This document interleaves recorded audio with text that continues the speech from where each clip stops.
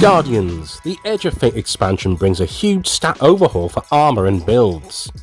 Here's everything you need to know about the old stats and the new ones. So the Edge of Fate, which is launching on July the 15th, 2025, changes a lot of things and shakeups. Some sound good and some I'm apprehensive about. The new armour categories are as follows. Mobility becomes weapons, resilience becomes health, recovery becomes class, strength becomes melee, discipline becomes grenade, and intellect becomes super. Now let's talk about each of these stats and their bonuses. So health determines your shield's recharge speed and flinch resistance. Higher health means you get more healing from orbs of power, your shields recharge faster, and you get bonus shield capacities against enemies. So 1 to 100 grants 0 to 70 healing when picking up an orb of power, grants 0 to 10% flinch resistance. 100 to 200 stats, shields start recharging 0 to 25% more quicker and take 0 to 50% less time to fully recharge. 0 to 20 additional shield capacity versus combatants.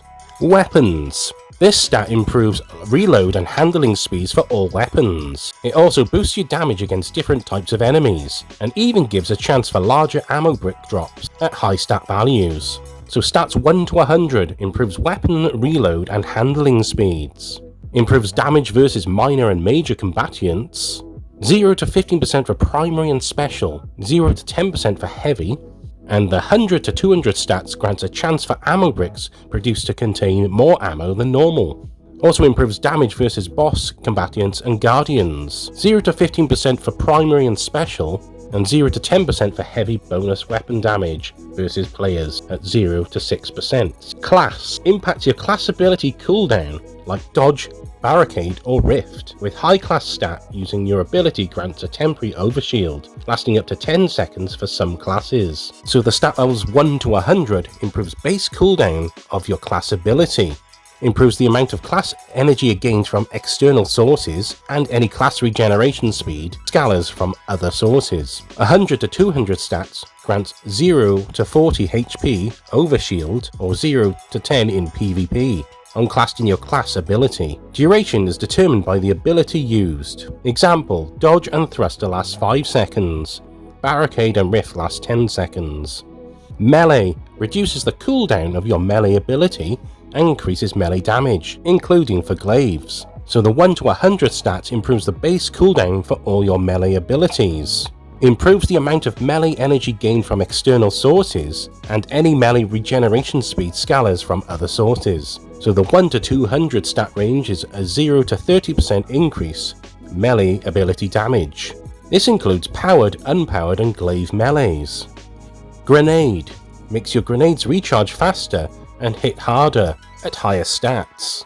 So the 1 to 100 stat improves the base cooldown of your grenade ability, improves the amount of grenade energy gained from external sources, and any grenade regeneration speed scalars from other sources. The 1 to 200 range, you get a 0 to 65% increased grenade ability damage, which is amazing. Super improves the rate of your gained super energy, increases your super damage output at the top end. So the 1 to 100 range improves the super energy gained from damaging targets.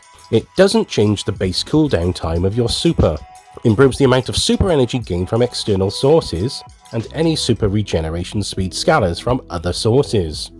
The 1 to 200 range is a 0 to 45% increased super ability damage, which would be great to see in practice. I should also mention, Bungie also mentioned that mobility will now be locked at 30 for Titans and Warlocks, and 40 for Hunters. Resilience will be fixed at the previous maximum of 100, while recovery will be fixed at what 60 used to be. So there you have it, Guardians. Don't forget to like, comment and subscribe. And have a great day, Guardians.